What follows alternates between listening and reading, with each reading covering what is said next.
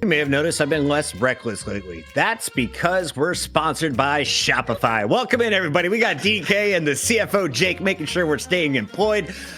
Jake, let's continue on this path of destruction here for Night Shift 35 EU. Fast and Furious. We've got Leviathan back at the top of that throne. What's been going down, though, in NA? NA has been about as competitive as I think it's ever been. There really is kind of a big three at the top. And Melee Creeps taking on Floormen is going to be a hell of a challenger match, right? These are teams that have won titles many times before. To have one of them going out here in the BL1 is a crazy place to be, but that's just NA Deadlock right now. DDK, which cabin are you hiding in today? Is that a coffee shop behind you? Yeah, man. I wanted to be like, these cool backgrounds. I was going to do like a Deadlock one, so stay tuned for an actual Deadlock one in the future. But this is some generic coffee shop that anyone who has an Elgato project camera has access to. So you there too you go. could be in there with our friends Elgato. Look at this. It's almost as good as our dual biscuits Amazon I can't believe on cue actually died. Yeah. Elgato, by the way, thank you so much for hooking us up with a lot of free gear. As a broadcaster, it goes a long way. We'll be talking about that in coming weeks as we continue to ink incredible contracts. DDK, don't you worry about your camera. We'll just get a still of your face and turn you bright red. There, that's perfect. There you go. Oh my God, what's happening? That was wild. Back in the coffee shop, guys. It wants a latte.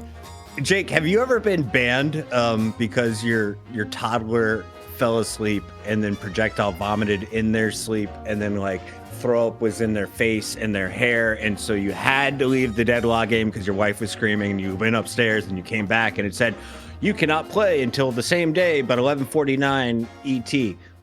Well, that was me, and I thought it was the same day, but it was past midnight, and I had to wait almost a whole new day, and so I had a lot of time in the hideout, and I was just thinking, what if we played a hide and go seek in the hideout with people from chat? Do you think they'd know that place as well as I do after 12 hours? I bet you've got all the nooks and crannies mapped after a nice ban. I mean, I don't have a whole lot of toddlers in my life, honestly, Puckett, so I can't say it's happened to me. But Godspeed, brother. I think you did the right thing. I think we can all say, I think you did the right thing. Octomom is single, I'm told. She's out there on the market, Jake. You could have a whole bunch of Toddy Jakes with perfect hair. Think about it. In the meantime, let's take a look at our NA bracket before we get fired. It is Melee Creeps wearing cat suits and Floormen. The Doorman, is he back in action today? We'll have to find out. The Capybara means that hydration is waiting for you in the NA finals, and that was a surprise because they've been struggling until last week. Here we go, though. Smoldering DDK. Let's talk about our teams. North America's finest. The Melee Creeps used to be the best of the best. Are they right now? Where do you have them? John's in the chat. Be nice. Yeah, I mean, this is like a very cool scenario we have in North America right now, because Melee Creeps for ages, they were the best, indisputably so, and now they've got the fire in them because they've lost that spot. So these are the situations which drive teams as good as Melee Creeps to have to reinvent themselves a little bit, and I think honestly it's an exciting thing for them. I mean, it kind of gets boring if you're on the top for so long. So now they have to reclaim it. They got to re-earn it, and obviously it's a really stunning team. And one thing I think that's a key detail that we had over the weekend is that we actually had the NA teams playing in Europe, and Melee Creeps are one of those teams, and so they got exposed to some of the European style of play as well. So there's definitely a lot to innovate upon in this NA region as things move forward. And I think Melee Creeps, they're always forever dangerous. You can never count them out, and I believe they qualified over BWC to get into this spot. And it's actually kind of a tight game, so respect to BWC, but Melee Creeps still looking pretty good. Bird with Clock still down there, and the challengers ready to get onto the show next week. In the meantime, I got eyes on Ido. He was shut down last week. Jake, was that a character issue? Was that just a game plan problem? Ido is a superstar, right? Yeah, I mean, for Melee Creeps to take an L like that is a pretty brutal spot for them to be as a team. But I think what we've heard is that, hey, they weren't really scrimming that much last week. There's a team with a lot of real life commitments, other, real jobs and things like that. So, for this squad, I think you could look at that performance last week and say, oh, have they fallen off? Are they not as big of a threat anymore? But, given the experience and strength of all the players on this team, I really would be surprised if they don't get back on the horse in a major way. This is a team that consistently has taken some tough losses and yet come back stronger time and time again. And I'm never going to count them out until the fat lady sings, frankly, because this team goes the stretch. I really want to see what they can do. Maybe in a BO3 there in that money match. Always great to see Melee Creeps back and competing for those top slots. Chat, do the fat lady still sing? They all got skinny. Think about it. Let me know. In the meantime, we take a look at our second roster, the Floormen, AVG, Rocker, League, DMB, Xeno, and Dimov. Why is this a story? Well, Dimov is European. The Bulgarian has come over to the NA side, and he was expecting instant success. I think they found it, but then some slip-ups. So what's going on with the squad, GDK? Where are they at right now? Yeah, I think they're still in this spot where, you know, there's still a young team with Dimov coming onto the roster, and he's given them so many more opportunities because Dimov has one of the best hero pools at the top level, I think, across both regions. So it gives them a lot of options, and so I think it's just really, you know, they had that kind of initial bump where things all, you know, clicked super well. You know, 2 weeks in, starting to really get, you know, integrated into the roster. Sometimes you can have you know, shakeups because you're trying to create what is going to be the more stable look for the future in terms of the hero pools and everything else. So I think it's just still a case of just figuring out the roster a little bit around Dimov. And that's my interpretation. I would expect Floormen to still be looking really, really good here, and to be honest, a lot better than last week. We'll have to find out. Xeno, we have eyes on you. DMB, a local legend. Of course, League has been known for his play on specific heroes. Jake, when it comes to the meta, we have seen some switch-ups, some priority around Sinclair that has not gone the way that people thought. The Lady Geist effect seems to be affecting that character. Anything that you expect to change, though, from EU to NA as we switch things over? I think there's always a pretty healthy dose of change between the regions. I mean, even though they're you know, both are playing Deadlock on a super high level, they end up with pretty different styles, different approaches, different strategic theories of the game. So, you know, it always does kind of feel like we're watching two different patches when it comes to what the NA pros do versus EU. So I'm not expecting anything to carry over too much one-to-one. Maybe some of your strongest heroes, your Mirage, your Celeste, or, you know, Silver, are still going to be pretty high priority. But where the actual draft shakes out is anyone's guess. I do expect to see a lot more Bebop, though. I think this has been a big winning character in the current patch, and one that I expect NA is going to use a lot of. DDK, who do you have on your block or avoid list when it comes to heroes when you search matchmaking? I recently removed Rem from my games, and it makes things so much better. Yeah, I don't know. I don't care. I mean, to be honest, I've never used the feature. I just don't care what I'm up against. I'm not that kind of person that gets really annoyed and wants to ban something out. You haven't had 24 hours in the hideout yet. Yeah, you just wait. Fair enough. I don't know. What about you, Jake? I feel like maybe you have something. Yeah, I kind of change it around. You know, for a while I was banning Bebop, but now I'm an inveterate Bebop spanner. I played like 20 games in a row of Bebop. So it's hard to say. Sometimes I'll just ban whatever like the top flavor of the month hero is. Maybe I think Mirage might be the current ban I have, just because he's so dang good, and you know, the macro pressure is great. But even when I play against him, I don't mind. I think they've just done so well with Deadlock. Like, I don't think there's even a single character in the game that I can really point to and say that's a problem, except Viper. Viper is a problem, and I might need to change my ban to her. She's a little too slippery. She's actually in your lobbies. I don't find her down at the very bottom. She's popular, I think, at high rank. Like, there's a build where you go until you get armor piercing rounds, you can bola somebody and then still shoot them while they're fully stunned in the stone. It's only really relevant at ultra high net worth, and honestly, that hero taking farm probably is not great, but you know, it is pretty annoying when you just die from full and the Viper just mows down an entire lane of heroes. Chat, if you want to know where I'm at, today my Abrams was dead serious when he said, Vindicta, go punch build. And then he sent me a link. It is a flying punch build for Vindicta. If you are a Vindicta main and you have abused it in the past, please send me your YouTube videos. And if not, tell me how high can I climb? Only meleeing people. It's all about the rebuttal. Let's jump into this one. It is draft time. And before we get to our Mo 1v1 for North America, we got to give a shout out to the OGs of the night shift. These are our patrons, and you can join us over on patreon.com/Deadlock Night Shift. We've got special access to a lot of our pros, our staff, our favorite people behind the scenes, and upcoming talent on the scene. Deadlock's not even out yet, but these people heard about it before it was cool, and we appreciate your support here on the Night Shift. The crew continues to grow, and all of your donations continue to help the prize pool grow. If you guys want to add to the prize pool, use !donate in the chat. Enough reading. We did all the sponsor stuff. It's time for the fight. Let's get into it. It's AVG versus John. Keep your eyes on the boy in blue. Man, I don't know that I've seen John come out here for the Mo 1v1. I feel like it's usually Saya for melee creeps. Both players getting low. I don't think any successful parries off yet. Just, it's an absolute brawl, though. Put him down, John. Put him down. Quick tip. He's baiting the parry. He's baiting the parry. Finally gets slam. Little slaps to the cheeks, and that's it.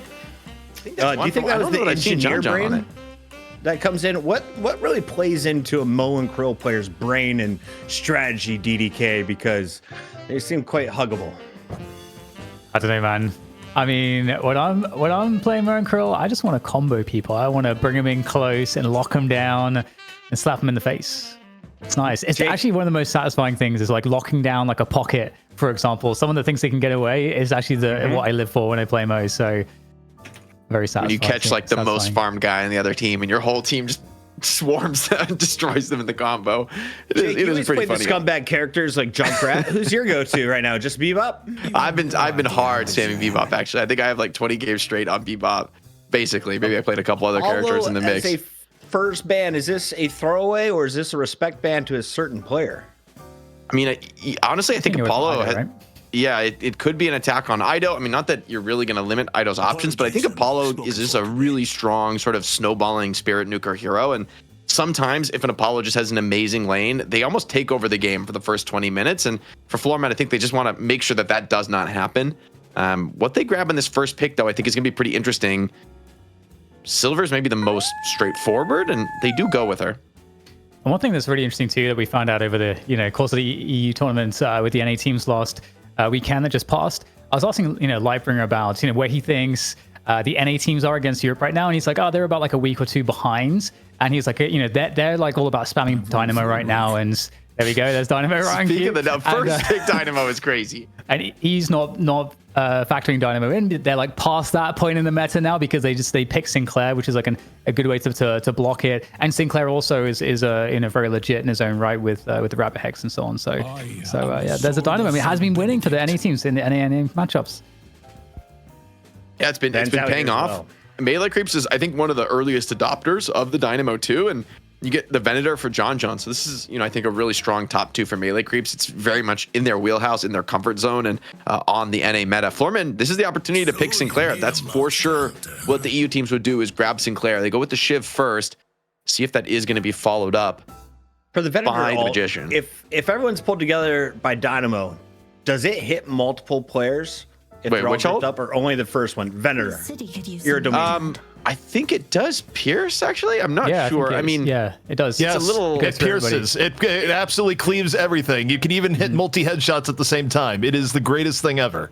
The commissioner is above Oracle level, chat. He just proved it. Suck on that. In the meantime, Mina's in the game, and OC's just showed us how dangerous she can be. Infernus has not been used as efficiently, but NA seems to prioritize. Who would be playing it for the Melee Creeps? Jake, do you have a specific player you think would build out the Infernus? For this team, actually, I'm not 100% sure who's going to run it. Is it better things to do than getting shot at? They're going to party. Yeah, I mean, I do think it's a really strong top 3. I think you have and for Venator is the top carry right now. I think that's like pretty decisive, honestly, in terms of like being true number 1. And then I think Dynamo and Infernus are some of the strongest team fighters in the game. Floormen, they've gotten a draft that I think is more of their comfort as they ban the Viper as well. So they don't want to deal with these like, tempo aggro heroes. However, I'm worried about the team fight being put together right now for the Melee Creeps. Floormen, I think they need to find some sort of answers to this. Maybe like a Lash could look pretty good here for the Floormen, but Melee Creeps even snagged that away. So the team fight is looking like devious. I think at this point for Floormen, you can no longer win a team fight draft. You just have to play like a tempo split the map kind of a draft. And Mina, Silver, these are some of the best heroes at it, of just like staying split on the map, putting pressure on all over the place. So you never really give up that team fight. And they throw in a build there, which actually could be disruptor. Can I bring a Bebop to party with my Shiv and Billy, or is that a terrible idea? I wouldn't mind a Bebop this game. I'm not sure if they will or not, but I do think it kind of plays to that strength of maybe, trying to be a little cheeky, look for picks all around the map at once. But they go with the guys just prioritizing locking in a top tier carry, and one that, hey, if you fail to kill on something like a Singularity or initiation from Lash, that swap can really turn things around for Geist. So I do like her here. As a sort of somebody just leave in the side lane, let her push walkers down, let Mina take the other side of the map. Melee Creeps grab the Bebop as well, though, which is going to make it harder to try and split and play all on your own, trying to put pressure on. Bebop can really punish it. It's interesting. Like, I don't know where NA values Celeste at the moment. We saw Celeste drop in value since the nerfs, but we've seen time and again that she can be like a 6th pick that goes really crazy still and can carry a game. So we just saw in the EU too. EU is still valuing Celeste quite a lot. So the pocket is going to come in, and I mean, that could be preempting a Kelvin potentially. I'm not sure. We'll have to see what the final pick is here. Floormen, is Ivy available? Okay, they go Rem instead. Okay, cool. I do like Rem when you're going to play these like split pushing drafts. I mean, split pushing is, I would say maybe it's like always a thing in Deadlock, but I think for Floormen, like look at the team fight you're up against. This is disgusting. Like 4 of the 6 heroes on melee creeps have top tier team fighting ultimates that are really hard to deal with. The other heroes are Venator, who is just a monster on carry, and then Bebop, who's going to hook you and pull you into those unfavorable team fight scenarios. So I think like it's super scary to be thinking about taking 6-on-6 engagements on Urns and on mid boss. So for the Floormen, I mean, having somebody like Rem, camp in the side lane, maybe steal some of that econ away. I think for Floormen, they really do need to generate that macro advantage and not allow melee creeps to like get those big, full team engagements if they want to win this one. Well, there's only 2 characters on Floormen I respect, and that's Mina and Silver. The rest of the team, garbage. I got melee creeps getting this one done. They're moving on to the NA Grand Finals. Venator on Ido is putting up 26 kills in a 48-minute game. DDK, that's my bucket prediction. What is your breakdown of what we're about to witness?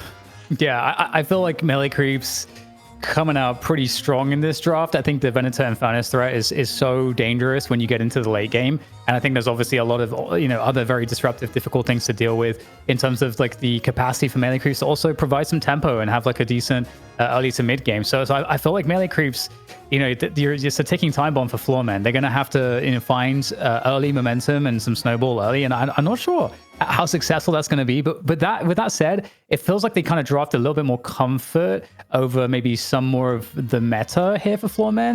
We just watched that not work at all in the EU final, right, Jake?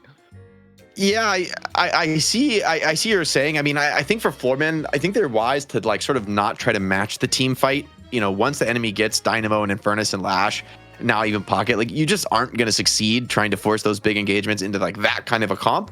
But, I can really see a sort of a weird game plan here for Floormen where Shiv with like the knife build is running people down on lanes. Silver's finding, pickoffs here and there. Like the individuals on melee creeps aren't really the best at these 1v1 or 2v2 kind of engagements. And I think Floormen are going to look a lot stronger, maybe off the lanes and maybe into that early mid game. The question is, can they actually get enough off of that, and even getting like those pickoffs in the later stages of the game to where melee creeps just never gets to force the fight on their own terms. But I always think these kinds of matches are particularly exciting to watch because it's sort of 2 different teams with almost completely different takes on the meta. Like they're not trying to do the same thing really at all with these drafts. And it's always, for me, interesting to see, who comes out on top in a battle like that. I'd imagine we see for Venator, that would probably be John, I imagine, right? And I was going to say, chat baited me with the Venator, and then I was thinking Ido played Lash last week, and they got obliterated. Is it true if Ido plays Lash, they get obliterated again this week, DDK? No, I don't think so. I think, I just got a good Lash. I think I would imagine he'd probably be on Pocket. I would imagine. I mean, that's the Ido classic. Yeah, that's the OG. I think since they brought Do on, I think it's more often where Do plays Pocket, but then that's true. Do also plays often the sort of like secondary carry, which is kind of in Furnace right now for in this draft. So I actually think this is like sort of hard to nail down. I do expect to see, I guess between the Bebop and the Dynamos is also interesting, right? It's like maybe it's going to be a Saya Dynamo this game so that Scout can play Bebop, which is something that we've seen Scout. It's been a while, right? But I think Scout has looked super good historically on the Bebop here in Night Shift. I think he looks really good anytime he's playing these like early game roaming heroes that kind of pop up everywhere and make plays. And if Bebop does that kind of a game where he's off to a hot start, shutting down some of these side laners, building an early advantage, that game could get pretty awkward pretty quick for the Floormen. If they sort of find themselves, hey, Urn is being forced, you got to come respond and take a team fight, facing down Death Slam, Affliction, Concussive Combustion, and Singularity it's not going to feel so good when there's an objective that you can't really back off from. Sounds like a rough time. I just had a quick question for the chat. If it's hailing outside, does that mean a tornado is nearby? Because I see it in the movies and stuff, and like we've got like this big. My daughter just brought a whole bunch downstairs. I was like, that's dirty ice, honey. Where's it from? Outside. Cool. So it's hailing in Ohio. Best of luck to wherever you guys are watching Deadlock from around the world. This is your North American Challenger matchup. We have an NA final, and if I just disappear because of the internet, it's because I got attacked by a tornado. I'm in the basement, but hopefully my family's all right. You know, back in the day, I had a tornado warning when I was like playing competitive Overwatch, and it was like, I was like, come on, guys, it's fine. Like I was looking out the window, I'm like, guys, it's just a little windy. Like let's just play. Come on, let's just play. They're like, come to the basement. I'm like, no, come on, guys, I got a match. I gotta lock in. I gotta play. Priorities. Like if it takes kind of regret while that, gaming, I went the way I wanted to. Yeah. What, like, Jake, you were just playing the odds. Like, how many people do you know in your life that have actually been taken by a tornado, right? Yeah, like getting sucked out the window and flown up into the sky. Probably not gonna happen. Like, it's probably fine. Let's just play the match. Let's play the match. If the window shatters, I'll leave. All right, that's the deal I made. Once again, Ido is having his nervous poos before we get ready. I assume production let me know what's going on. Who's the NA delayed today? I'm taking away $5 from the prize pool for every 3 minutes we wait. Chat, we don't put up with it here on the night shift. Why? Because we have children demanding to go to bed and wanting to show us hail on camera. There's a big bunny throwing down my stairs. I gotta go, production. Put these two on the big camera and it'll be wonderful, and then I'll be back when I can. Pluggin's got to take care of some family, but I mean, Dan, looking at these two drafts, I'm curious, like what you think about the lanes for the Floormen. Like for this Rem, I feel like the Rem has like a bunch of different heroes who could look kind of good getting pocketed, and I'm wondering who do you think is going to get that sort of boost of resources? Who's going to get that kind of support? Yeah, you're right. I mean, you could cut it a bunch of different ways. I mean, you could put it with the Geist. You know, if Rem's going to be roaming pretty heavily, then you know that's super easy. You know, you make sure Geist is really safe on lane, and obviously then Rem can do all the roam. Billy, obviously, you know, you can have a pretty powerful lane with the support on Billy. Billy can be really oppressive. I mean, I don't know. Like I can see the argument across the board. I guess it comes down to what they've worked on in scrims, or how the positions normally are played out in scrims for them, and then what feels the best. But like, what was your intuition say on it? Yeah, I mean, I guess I look at this. I think I do like the Mina plus. I guess I could see either a Mina plus Shiv or Mina plus Silver lane. I really like when you pair a lot of like Spirit nuking with Silver. Silver can like lock people down for that 1 second, and that's all you need to like get your dash off on Shiv, put a knife in there, and kind of start a chase down that is just going to go really well for the Floormen. And so I think it might end up being Geist maybe on the side lane with Rem, but honestly, now that I think about it, it's quite a good Rem game, because those little helpers, the spirit resist they provide, it's a pretty spirit heavy draft overall from melee creeps, right? It's really everybody except for Venator is pretty much hard spirit, and so hey, that spirit resil is going to be quite valuable. It's a kind of a really nice stat to be able to have, especially when you're going to be playing Shiv and Silver, and like you need to be able to tank through that damage. Evading it isn't an option. Yeah, that's a really good point. I think that's a lesser represented point, I think, with Rem in general, especially in the early game when Spirit's a lot more powerful. It can definitely make a really big difference. But it's going to be the Mina with the Shiv, which is also a really, really annoying lane to be up against. And just who is on the other side. You've got Pocket and Lash, so a lot of Spirit nuking on that lane. Yeah, so Rem actually going to be paired with the Billy on the lane. Also can be pretty scary as a lane that can just run at you. It's going to be Geist and Silver in the mid lane. So an interesting choice to put Geist as kind of the hard farmer typically, I would think, I guess, of this draft on the mid lane. But she can be a pretty strong laner in her own right. I think that's maybe why the Geist sees a bit more play than some of the other options, is that the ability to just hold down that mid lane, clear creeps, and let your lane partner just take boxes to their heart's content is pretty significant on Geist compared to others.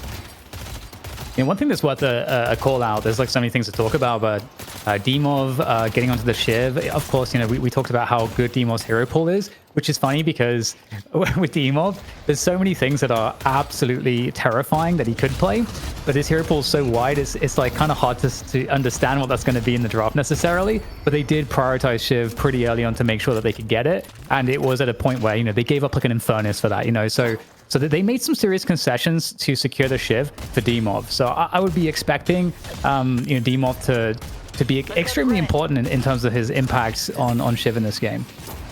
Yeah, I mean, they do have Infernus, which is kind of the natural counter to Shiv, but of course, you're going to be building Dispel Magic in this game, right? You're going to be building those tools specifically to help you in some of those scarier matchups. I think Divine Barrier is going to be a crucial item for somebody like Xeno as well this game.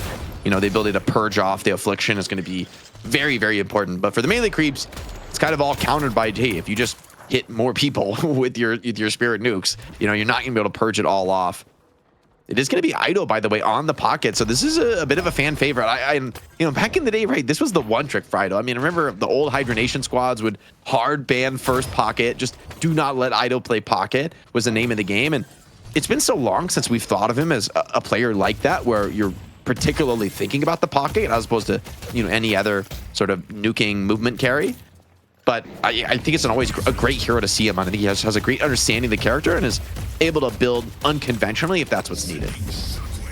Yeah, it's great to see it be something that's circled back to, because like you say, you know, he was kind of one trick and he had to diversify his hero pool. I think, to be honest, you know, Do and like a lot of other players have had that reputation to some extent. John also, right at the beginning, gets very, very well known for like being somewhat of a Warden one trick, and then you see that he actually can expand his pool.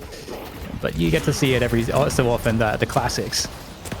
Just like a nice counter parry there from AVG, not only to save League, but to put massive damage onto John and Saya, who aren't having the most impact, I think, on the mid lane. And that could have been a kill that kind of goes their way. Instead, they're going to take quite the beating, which is going to slow their roll. I mean, Venator Bebop, pretty scary lane, right? You can hook people into the traps. You can kind of pull them way deeper than they intend to go.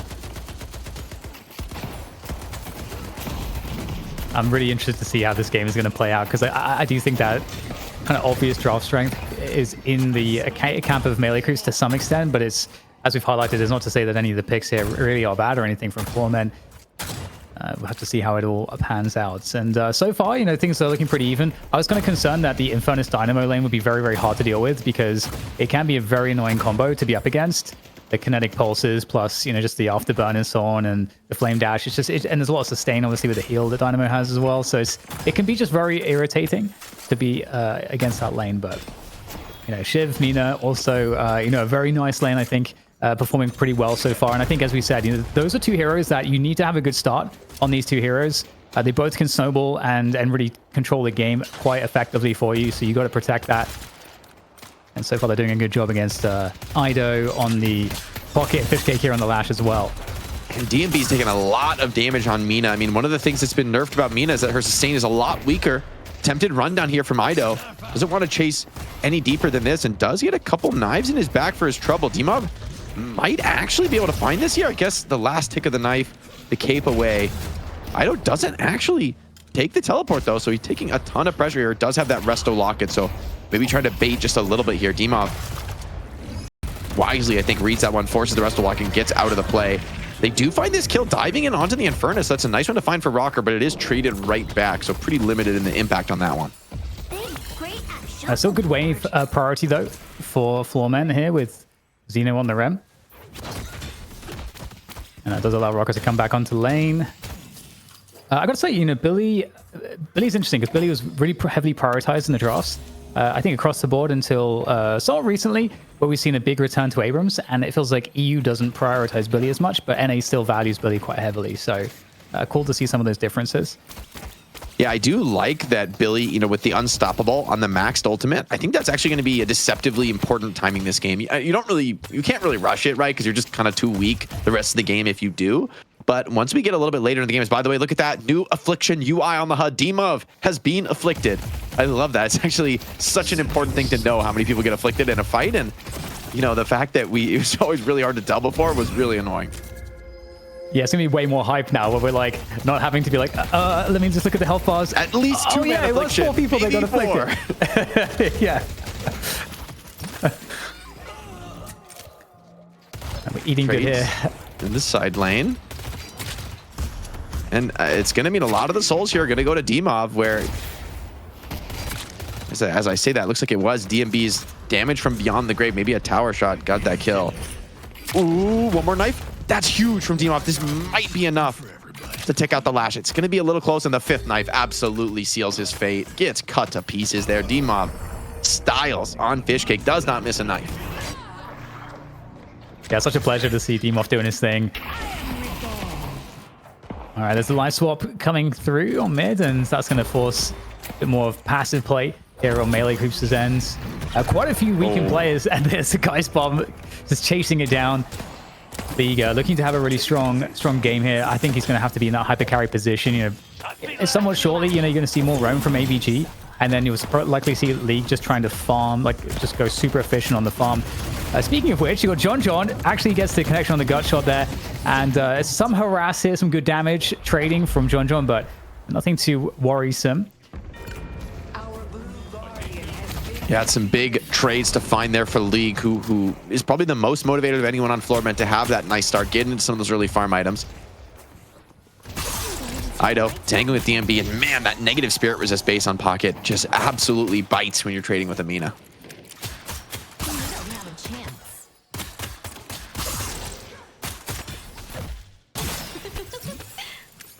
Guys, update on the hail. The hail is now starting to melt. The sky is gray, not green. I think we're all right. Okay, hopefully no tornadoes for Puckett's family. I would appreciate that. AVG's coming through. By the way, Jake. I see Lash.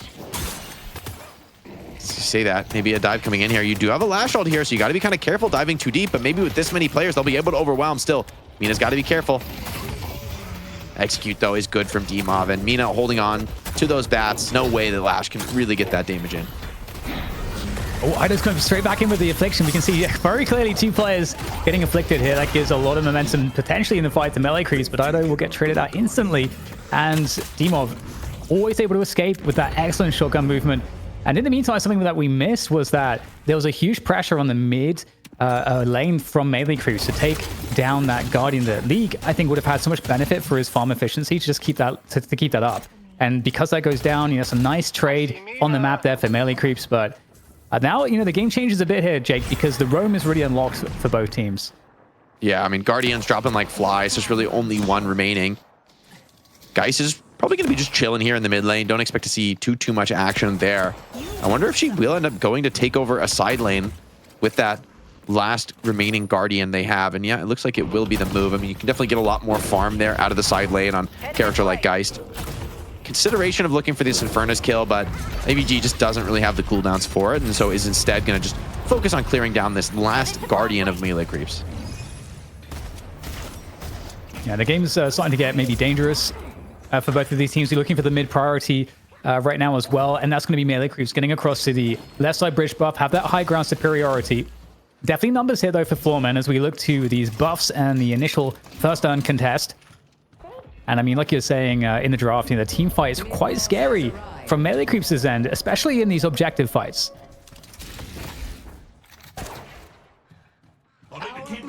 See what Sai can find on the Bebop, and you know, with the Bebop in this meta, you're definitely going to be getting a little bit more farm onto this one. So excited to see what Sai can do. I mean, it's conventionally been on that low economy support sort of role for his team, but now with a bit more to show for it. Big Death Slam comes in, but I think it's mostly defensive. Fishcake just trying to get players away from his allies. Being run down, might end up ticking out Furnace on basically no HP, and yes, the knife is good enough. Silver starting to run down Dynamo. Scout does not have that singularity, and AVG is not scared of anything, just eats Scout for breakfast. And with an earn control to show for it as well, Saya does find it. Looks like a hook and a trade there onto Xeno. Ido's getting battled down here, but maybe the overwhelming numbers here from Melee Creeps are going to be enough, and they do find the kill onto DMB. Yeah, some pause there to get the earn to its mark on the right lane. League is, of course, looking after that lane at the moment. He's got John on the other end, the two M1, position 1 carries, whatever you want to call them. And will they be able to make their way across, though? Earn gets dropped for this team fight in mid. As Melee Creeps try to intercept, keeping that pressure on as much as they can towards Floormen's Walker in the mid lane. But now, once again, the movement does persist to the right lane. And that control is really important. Really good play from Melee Creeps to take down that Guardian. Looking to pressure League as well, further back on the lane. Looking to just win this priority so he can get that that contest and make it successful on this turn-in. good high ground usage coming in here from Floormen as well to try to get the upper hand in this fight. And now looking to drop in unison onto this team fight as the dunk attempt comes on through. And it's looking like an absolute crazy battle. The Singularity gets just blown up completely. And right now, Floormen looking like they have all the momentum in this one. You've got the Lycan form slicing away here as they are forcing the remainder of melee creeps to fall back out of this one. There goes Fish Cake as well as more and more damage comes on through. And it really feels like Floormen are running this one.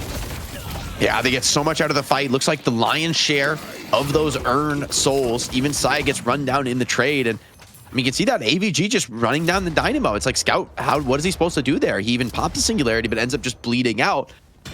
But your choices are between solo Singularity on a very, very tanky Silver or just dying and doing nothing. So a really well-played fight. That's the type of fight that should, in theory, be really difficult for this Floormen comp, but they get it done. I do think as the game gets later, the ults get more points in them, more items come out, the team fight is going to get scarier for melee creeps, but I like that Floormen are willing to flex their strength here and now and, hey, get a few thousand souls lead out of it.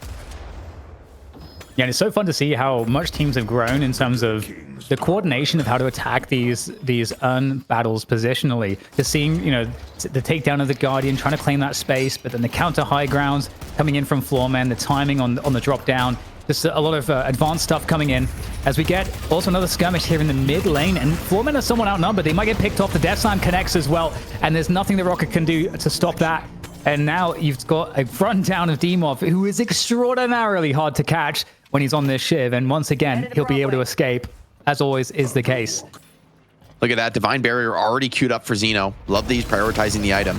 That catch at a Rocker is nice, but it did expend the Lash ult for it, so as they push forward to try and take down this mid lane Walker, this would be, by the way, a huge find. Getting the mid lane first is always quite nice, and beautiful hook by Saya does catch on a Demov. He's going to be ticking from the Blood Right, but I guess that Resto Locket is enough to keep him alive.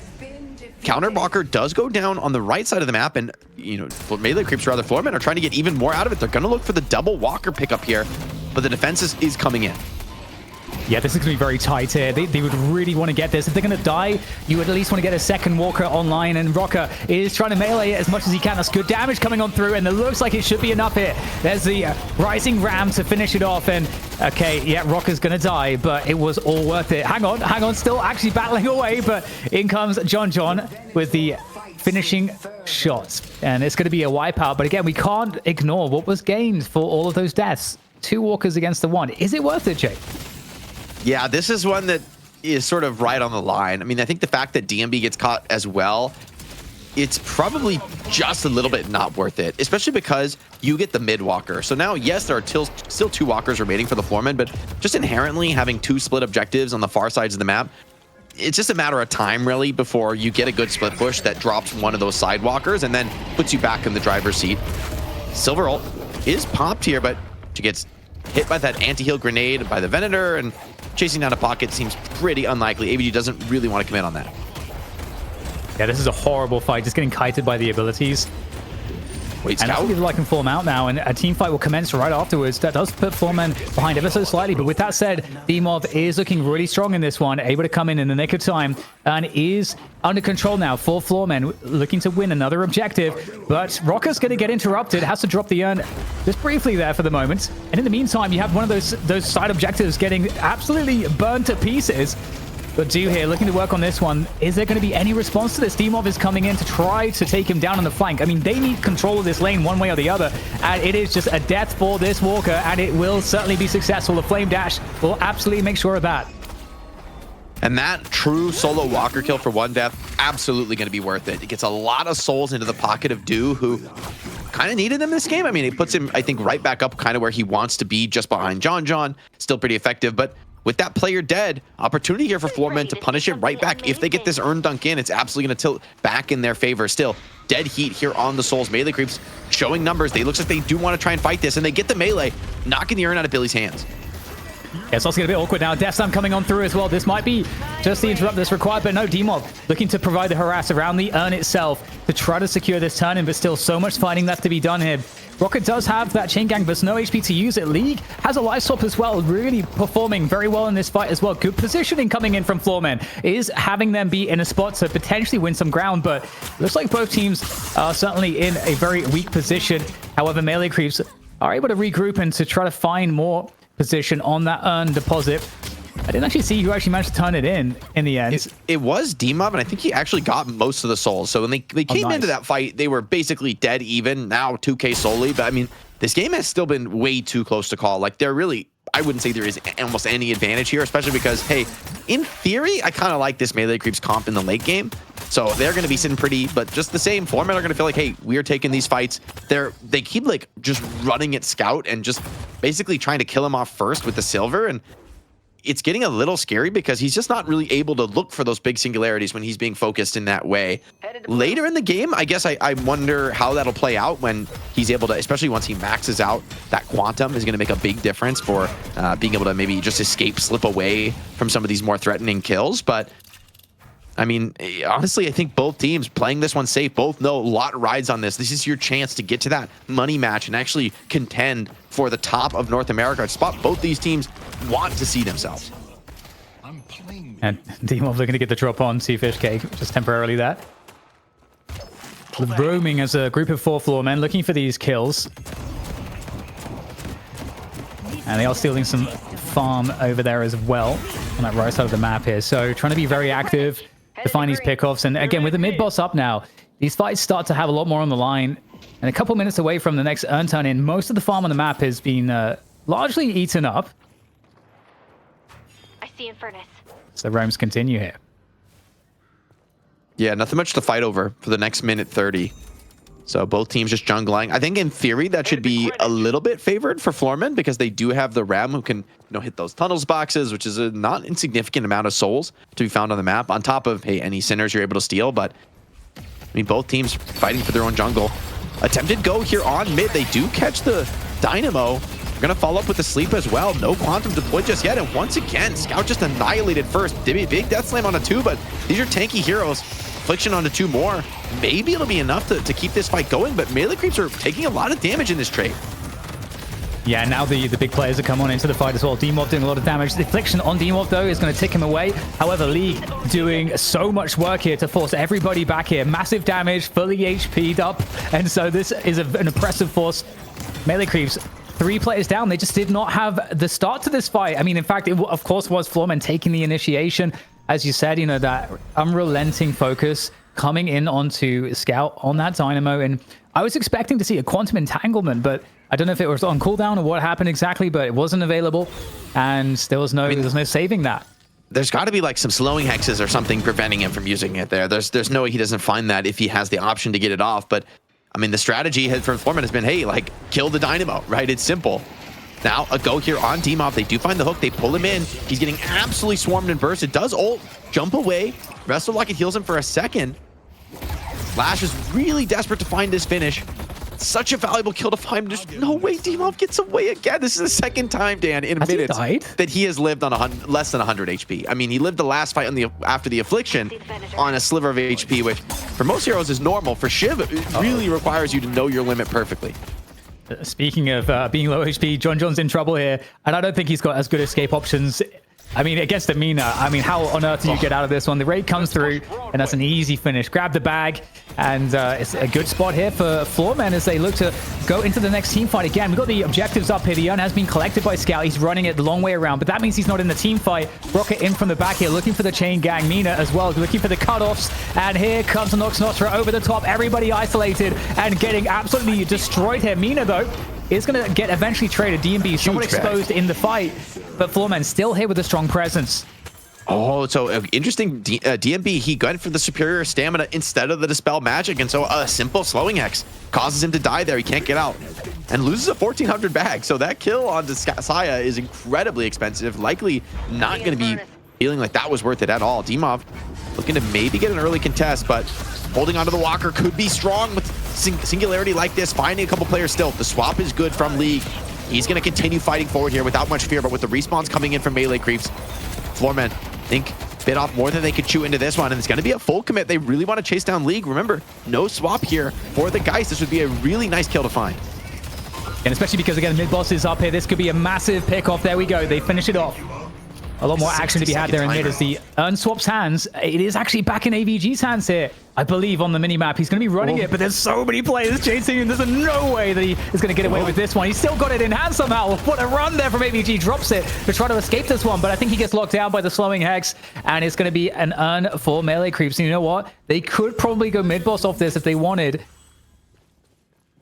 They might. I mean, still 4 players alive and healthy for the Floormen, so I expect them to do what they can to kind of attack and punish this attempt. John is going to start hitting, though, putting in that damage, forcing a response. Floormen, 20 seconds for the spawn. They're going to need to fight this with a few players down. An attempt here to get off the mid-boss. Affliction onto 2. It's big onto D-Mob. That's the ideal target onto this one. And with Infernus assisting, running that one down, D-Mob just has to run for the hills. Slowly ticking out of this one. Does dodge that hook. Great movement there. The Affliction ends, but the Bloodletting still going to continue to tick. Any bit of damage you can find is good, but just again, D-Mob, the movement, too clean. Yeah, with everybody coming back here for the mid-boss, it looks like it should be pretty safe here. I mean, I don't know what can be done here from Floormen. They're going to try to do something, but the Death Slam comes on through, and that's going to just lock them out. AVG goes in with an attempt for a steal, but every single crystal taken by the melee creeps. It's been a pretty rough game, but this could be a huge turning point. Big chain gang comes on through. That's going to deal with one of the Rejuve crystals. They need more than this. They've got to get a lot more than this here as they look to try to get every bit of value. Lose the Rejuve crystals, but then goes AVG trying to slash his way to victory, but eventually has to try to find his way back out of the fight. Rocker on the other end here as well, controlling that exit. They're trying to heal up. They're trying to play on Scout. Everyone low on melee creeps. They want to get out of this with their Rejuves intact, but Floormen don't have that much HP themselves, so they can't be overconfident in this one. Hook comes in from Saya trying to get a trade off of this one. The Rejuve does go down. Silver probably going to be happy to just get out of this. Melee creeps, only 1 Rejuve remaining. They're trying to save this last charge with the Quantum. Floormen playing really well despite not getting a single crystal in that fight. I mean, I think they do about as well as they can considering the circumstance. Yeah, unbelievable, honestly. I mean, I felt there was a strong chance at a potential wipe. You'd imagine. I mean, they're pretty even on the soul economy. To fight with 3 Rejuve crystals and like more players in the pit. 4 melee creeps. It's very hard in these team fights. You know, in the future we're gonna have, I'm sure, like the ability to have all the fancy replays to really work out kind of what was the sequence of actions that gave Floormen the edge in some of those battles. Oh, nice hook, slowing hex to catch. Nox Nostra though kind of turns this fight around. Puts a lot of damage onto Saya. Takes basically the entire duration of that ultimate. And Bebop, not much HP left for him as DMB wants to run this one down, get the finish. He's able to find it there, and with the Sanguine Retreat as well, shouldn't be in trouble. Even wants to, hey, maybe go a little bit more here. Saya's down for the count, had already lost his Rejuve. He would love to be able to take it off John, and John actually might be ticking out the bleed. Oh, not quite good enough. So close. Oh man, the last tick. I wonder if that was not saved by Scout or something. That was really down to the wire. An attempt from Ido, but Capes away. Just looking to be annoying harassment. Both teams, I think, are so aware of catching each other's Spirit Nucleus. Both Mina and Pocket on notice with all these slowing hexes. Really, really entertaining game so far. Un comes up here on this right side.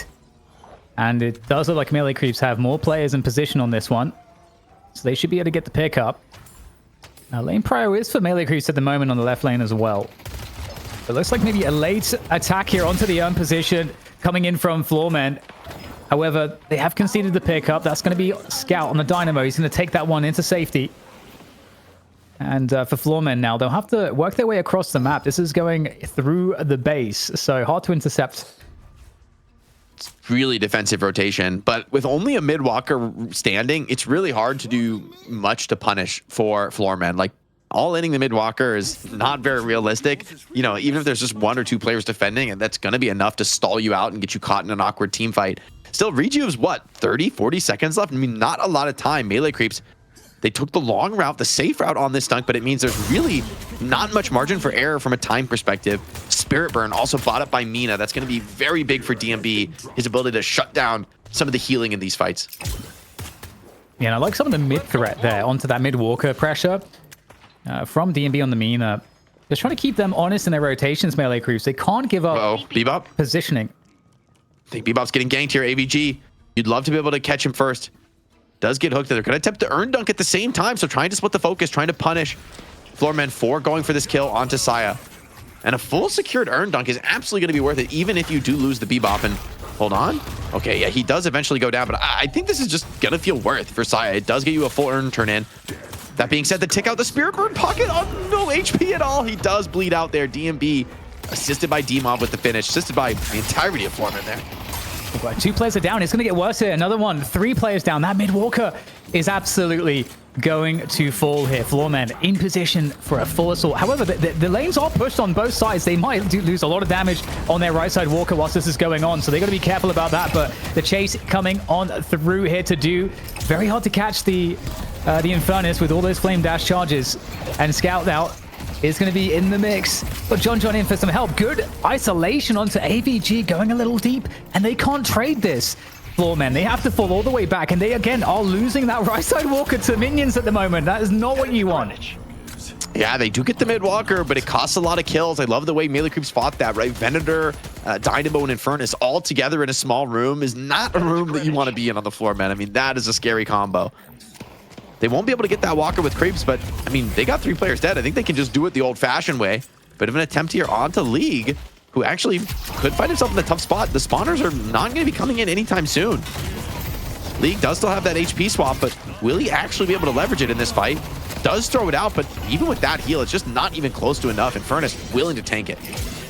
Yeah, this is a terrible fight. You got both D-Mov and League getting caught 2 versus 4 here. Now a late rotation coming in from Floormen, but it is just too late. I've seen him escape too many times to believe it until he actually hits the deck. But there's a special feeling into that chase down for Ido for sure. And this has got to feel bad for Floormen. You know, just overcooking it a little bit in the mid lane, getting isolated, AVG really deep, 1v3. And then now, you know, that has turned into, I think, like 3 or 4 kills off the back of that. They lost a walker as well. They have no prio across any lane in the entire map. All the farm is up. This is backfired for Floormen. Yeah, absolutely. That's going to be an expensive mistake. I will say, though, I think this is the biggest lead of the game so far. And we're looking at, what, about a 10% soul advantage here for the Melee Creeps. Maybe soon to grow as they're splitting. They're clearing a lot of jungle. Ido even stealing some of the enemy's camps right now is always a little bit of extra value here. But still, very much a playable game. That being said, I'm curious what are the next item buys for some of these key team fighters. Like I'm especially looking at Scout. What can he find to be a little bit more effective on the Dynamo? Has really been focused in a lot of these team fights. And hey, if some survivability tools might go a long way to getting off some better singularities. Yeah, that's a great call out. That's the complexion of the team fights are going to change pretty soon due to some of those itemizations. And just a lull here for, I mean, we haven't had too many in the last 10 minutes, but as you say, you know, mid boss is about to spawn. You got just to clean up across the map, try to extend that lead, buy up some items to be able to actually leverage the soul advantage into the next very pivotal team fights. Interesting. 2 divine barriers are up for the Floormen. It's going to make it a lot harder for Ido to get more than just essentially forcing those skills out with a big affliction.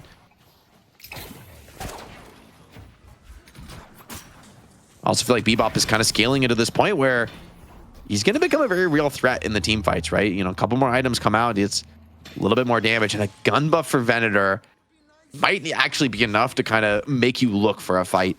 That being said, they have just enough souls to mean this is an advantage turn-in.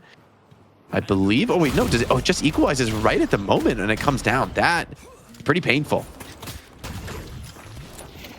Hey, they're going to try to make the run. You know, you've got Floormen, though, looking for opportunities here. Protecting the urn with a nice formation. And there's a Nox Nostra coming on through, and the position changing there for Mina, and that is, oh, it's so difficult there. Good heal coming on through. Good save. Is it going to be enough here for Mina? Able to escape this one. They're going to have to go through a few other players to get to DMB. In the meantime, the Singularity will come through, and it's uninterrupted. That catches AVG, taken out of the fight. Not a lot of impact here, unfortunately, for him, and everybody's getting isolated now. League trying to escape with the Warp Stone, coming back into the fight for the live swap, but there's so many players here, and League is not in a position to escape. Stuck in the tunnel, there's nowhere to go. Into the flame dash, into absolutely everything, and they're getting completely wiped out here. Floormen, they are struggling in this fight. They are split up, and they got to fall back. They're thinking about trying to take down D-Mov as well, but he's blasting away. Should be all right to retreat back to base. Xeno won't be so lucky. And the Singularity, I mean, just so much focus. I think it was Singularity, Death Slam, and Concussive all onto AVG Silver, and he's just deleted from the fight. You cannot play the game.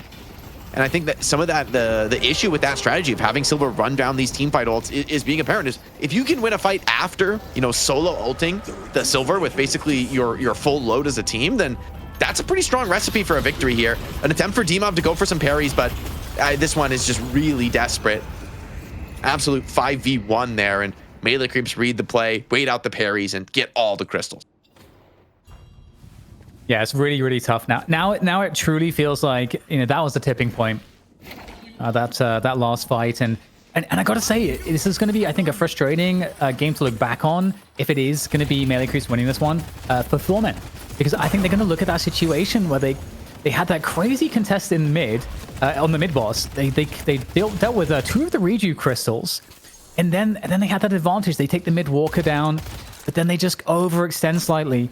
And then that turns into that kind of counter push that just devastated them. And they've been behind ever since that moment.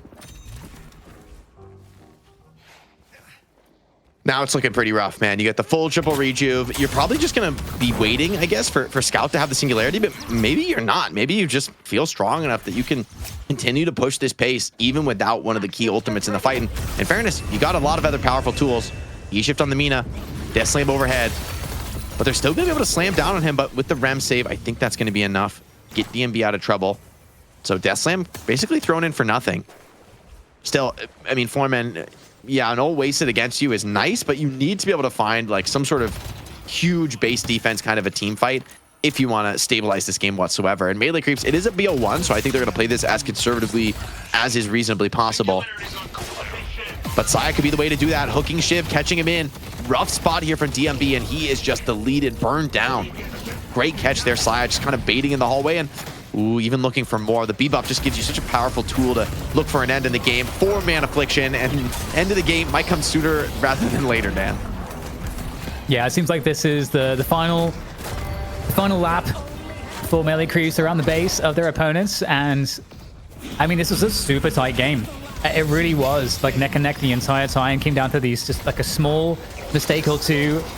And I mean, we'll get an attempt here. There's the sleep, the Rem nap time to try to get an opportunity, open up on some kills maybe, but there's 3 Rejuve crystals still to think about as everybody is just packing into that corridor leading into the towards the fountain. And there goes another shrine. So looks yeah, like a little Melee base Creeps. dive from Do, the refresher Affliction from Ido. This game, I don't even think you back. You've got pretty much half the Rejuve, a third of the Rejuve timer left, but all 3 crystals available. You still have a Death Slam to go in over the top of the pit. A hook onto Mina. It's going to further speed things along, get some of those key defensive tools out of DMB. And John is pouring in damage from range. There goes DMB. And Melee Creeps going to be booking their ticket here to the money match. Big Singularity onto 3. I think the biggest one of the game. And a Death Slam to add insult to injury. Great job. Yeah, the Singularities, we did have too much of an opportunity to shine in this game, but Melee Creeps as a team absolutely will. They will be on to the money match. Yeah, really well played by the Melee Creeps. You know, they just kind of got through the early phases of the game. They never gave up too much of a lead. And then there's that one, I think a little bit, we said an overcook from Floormen. They push down. They have 3 players on the enemy team dead, in fairness. So it really feels like they do want to force something and take a walker down. But I think Melee Creeps kind of baited them into a bad fight, playing in the rooms really well with Dynamo and Furnace, and of course John's Venator. And that being able to hold like that, I think it's a 3-on-5 or a 3-on-6 where actually it's Melee Creeps coming away with the kills, turns the game on its head. And from there, it does kind of feel like, oh, they've gotten over the hump. The draft now is just like, once you start getting refreshers on every one of these ults, it's just too much to play around. The cat suits win again. Chat, if I told you that cat had paws last week in the graphic, would you believe me? Let's take a look here at some of the best plays from this game. The Bebop had his moments. The silver came out for AVG. And then chat said maybe AVG got a little too hungry on the Wolf. The punishments came through. Melee Creeps all popping off towards the end. And I got to ask, did you have the least amount of shots fired? Can I play in Furnace without shooting? I mean, this build, actually, yes, kind of. Like, you still want to light people on fire, but once you ignite somebody, you're probably done shooting for the rest of the team fight. You just, flame dash around, hit an explosion on somebody, keep reigniting them with napalm. It's quite the powerful build in the meta right now. I think it's the definitive way to play Infernus these days. And what is the build called? It's Dash Infernus? Or is it just... I'll Google it. It'll be fine. Tracklock.gg. We got you. Yeah, and look at this fight. So they're down. I mean, they get one kill on the rim, but it was a 3v6 this whole engagement. AVG just goes in the room thinking, hey, we have the numbers advantage, but with Dynamo holding the door with Singularity, the rest of the team doesn't want to follow. And some of these hooks in from Saya just had so much impact. It felt like DMB was just running for his life more often than he was actually playing the game on Nina. Jake, I know it's a Bebop main. You're going to give Saya your MVP. DDK, who caught your eye, though? Well, I'm actually also a gun bop and an Infernus main, basically. So this is my meta right now. So I'm as bad as asking Jake is asking me. That's fantastic, actually. So I guess the harder question is, Dew finished on fire, and the gun bop did not. So are you going with Dew on the Infernus, or are we feeling Saya here? What did we like, DDK, if you had to choose between two of the teammates? It doesn't have to be your sidekick.